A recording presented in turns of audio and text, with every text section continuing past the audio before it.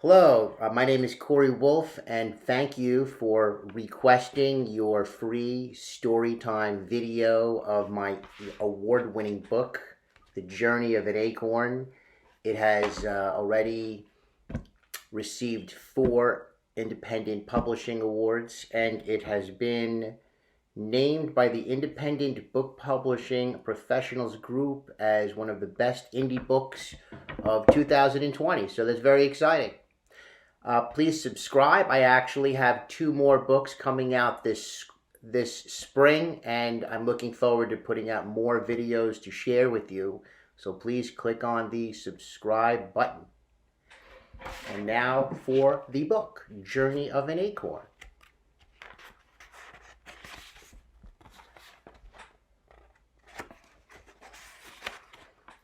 Deep in the forest, there stood an oak tree, and on one of its branches there hung a little acorn. One day the little acorn decided it was time to separate from the oak tree.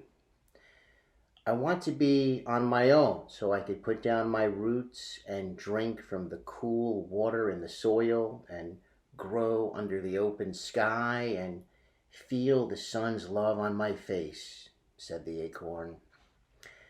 But the tree was not ready. You'll never survive on your own. You must stay beside me so I could protect you, said the tree. Despite the tree's wishes, the little acorn broke free, falling to the earth. But when it hit the bottom, it was surrounded by darkness. And the acorn was cold and wet. It heard strange noises all around, and it realized that it couldn't move.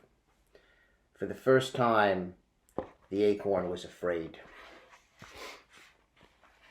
Eventually, a squirrel came by and began frantically digging a hole.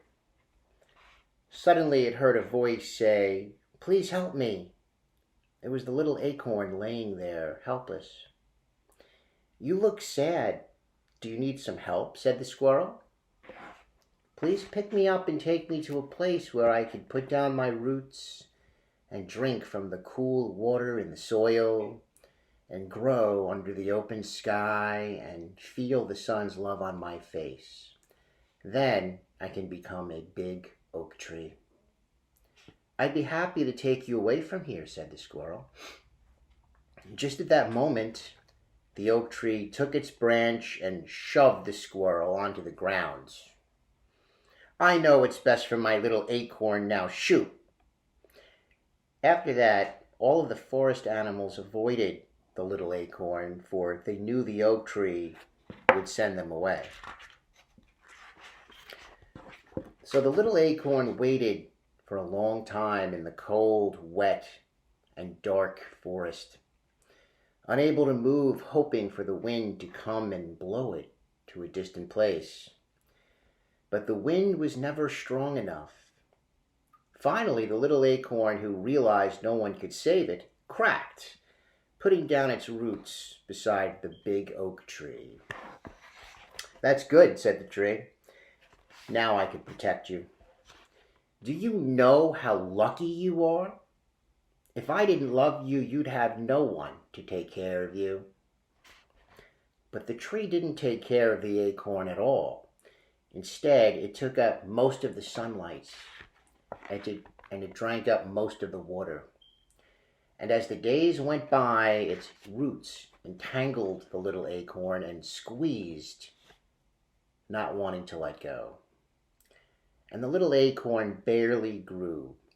It spent its days watching the birds and squirrels pick up other acorns, take them to different places in the forest, and bury them. And it looked sadly at them from a distance as they began to grow taller and stronger. One day, a girl was twirling past the little acorn as she made her way through the forest. As she came closer, the little acorn cried, "Please help me. I'm being smothered by this oak tree." The girl thought she heard a voice and looked around, but there was no one. Then she looked down and saw the little acorn. "Oh, aren't you a beautiful little tree? But you'll never make it in this shade. I know a nice space you will just love. I will help you," said the girl. I'll move you away from here so you could feel the sun against your tiny leaves and get all of the water you need." As the girl began digging up the little acorn, the oak swung one of its jagged branches against her cheek, scratching her face. "Ow!" the girl yelled out as she covered her cheek with her hand. "What right do you have to take my little acorn from me?" "Stay away," said the tree. But the little girl, thinking it was just the blowing of the wind, continued digging. The oak tree, who was mad at the girl, was also angry at the little acorn for wanting to leave. So it said, "You'll never survive without me," "You'll never survive without me," yelling scornfully. The girl had to rip some of the roots away to separate it. This was traumatizing to the oak tree, for it was scared and it didn't know what to do with itself. This was also true for the little acorn, who had never really been on its own before. Once the little acorn was no longer connected to the oak tree, it became sad, for it knew part of itself had been lost. But it also knew that leaving was the only way for it to be free and become a great oak. The girl took the little acorn out of the forest and planted it in a nearby field, hoping to help it become strong. But its tiny leaves had begun to wilt. It found itself once again in a strange place. And at night there were creatures which it did not know. It began to think the oak was right. Maybe it wouldn't survive on its own. But it slowly began to heal, and as the seasons passed and as the years went by, it became bigger and stronger. Its roots grew and grew and grew. Sometimes the girl would come by and talk to the little acorn. Sometimes she would lean on it when she was sad. Sometimes when she wanted to play, she would dance around it. And for the first time, the little acorn felt loved. But inevitably, the day came when the girl could no longer stay. "I've always wanted to become a famous dancer and see the world," she said. "It's time for me to leave so I could follow my dream. Thank you for being there for me to lean on when I needed you, little acorn. I will miss you," she said, and she gave it a great big hug. The little acorn had always looked forward to the girl's visits, and now she was gone. It thought, "Who will love me? She's not supposed to leave. She needs to give up her dream and come back to be with me." And the acorn was sad. As time passed, it became thicker and had hardened, and as the days grew colder, it held onto its colorful leaves as tightly as it could, for it was afraid of losing more of itself to the world. One day there was a great storm, and the leaves on its branches became covered with snow, and its neck bowed under the weight on its crown. Eventually, its branches snapped off, leaving only jagged edges. The little acorn was broken. Once again, it had lost part of itself, and this time it didn't think it could be fixed. As it looked down, feeling hopeless, it saw a bird's nest that had fallen off of one of its branches. A baby bird who had been pinned down was struggling to breathe. please, help me, tweeted the bird frantically. But the acorn felt so sorry for itself that it pretended it couldn't hear the bird's pleas. Finally, there was only silence.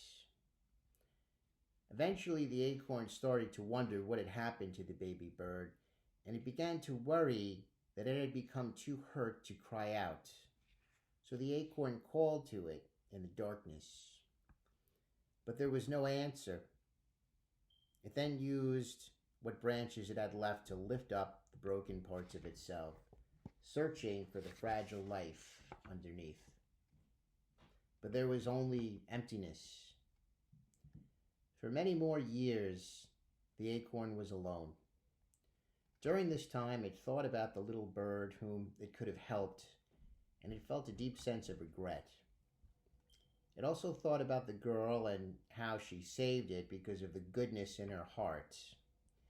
And it realized it was selfish to want to keep her from seeing the world. In fact, it knew it was no better than the oak tree from which it had grown. The acorn would also spend a lot of time thinking about its early life when it was attached to the oak tree. Back then, it thought the tree had stood tall and straight with lush branches. But now, for a reason it did not understand, it was aware that the tree had not been straight at all. Rather, it was twisted and bent, and it was mostly hollow, and many of its branches had died. One night when the tree came to the acorn in a dream, the acorn asked, "Oak tree, please tell me what happened to you so long ago. How did you become so damaged?" The oak tree said, "Long ago, when I was a sapling, I remember the forest as a lonely place. All the trees that surrounded me were concerned only with themselves, taking up the light from the sun and using the water in the soil which I needed to thrive. And I had always stood naked, exposed to the dangers of the world. One night a bolt of lightning, which seemed to come from nowhere, struck me. After that I never could grow inside. Over time my trunk became crooked, for I was sick, and that was all I knew. When you appeared on my branch, I was happy you could finally take care of me and fulfill all of my needs." For the first time, the acorn realized why the tree had been broken from very early in its life and never had the chance to grow properly. "I'm so sorry that happened to you," said the acorn. It now understood that the poor tree had not had much else to hold on to. It decided to stay and comfort it, and suddenly a bud of a leaf began to sprout from one of the oak tree's dead branches. Then the acorn awoke. It took some time for it to realize where it was. It now felt its roots, which were spread out deep in the earth, as it watched the shrubs and grass. It felt the wind flowing through its branches and saw the sun slowly moving across the sky. And it heard the rhythmic drops of rain beating against its leaves. It thought about the oak tree's roots that had once entangled it, depriving it of the nutrients it needed, and it let go.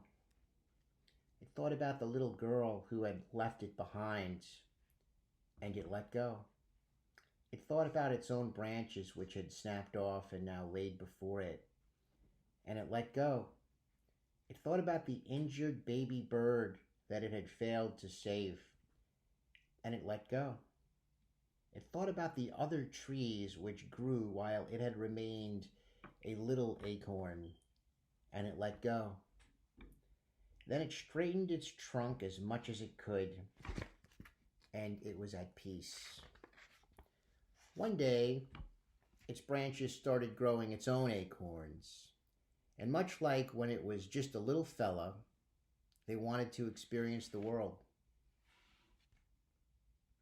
And the acorn said, "Go find your way, little ones. So they dropped to the ground and they realized they couldn't move. And they felt scared. And they believed they had made a terrible mistake. "Help us get back up on your branches," they said. "You can no longer be on my branches," said the little acorn. "Why not?" they asked. "Have faith. Everything you need to become great oak trees is already within you." "But how can we do that?" asked one of the acorns. "When you feel stuck, do not wait for the wind to take you away, for you are too heavy to be blown. When you feel hopeless, do not put down roots where the sun can never shine on you, for you will deprive the world of your beauty. When you find yourself close to those who care only for themselves, do not be drawn in, for they will only take from you. Do not be scared to ask for help from the animals who dwell in the forest, for they are the only ones who could take you under the open sky. Plant yourselves in the right soil, for once you grow your roots, you become part of the earth that surrounds you. Be generous and loving, providing food and shelter to all creatures, and they will in turn provide for you. Be grateful and accepting of what has been offered to you. And most important, it is only when you become detached from all things that you will truly be connected to the world. These are the only gifts I could give to you, for I am old and cannot follow you on your journey. And you must make the choice to open yourselves up to the world and take in all it has to offer." The little acorn watched as its offspring slowly entered the unknown. Gone was the one who had once entangled it. Gone was each of its acorns. Gone was the little girl with whom it talked. Now it felt the sun on the crown of its branches, and it drank water plentifully from its roots. It stood in a clearing, tall and proud, for it was an oak tree.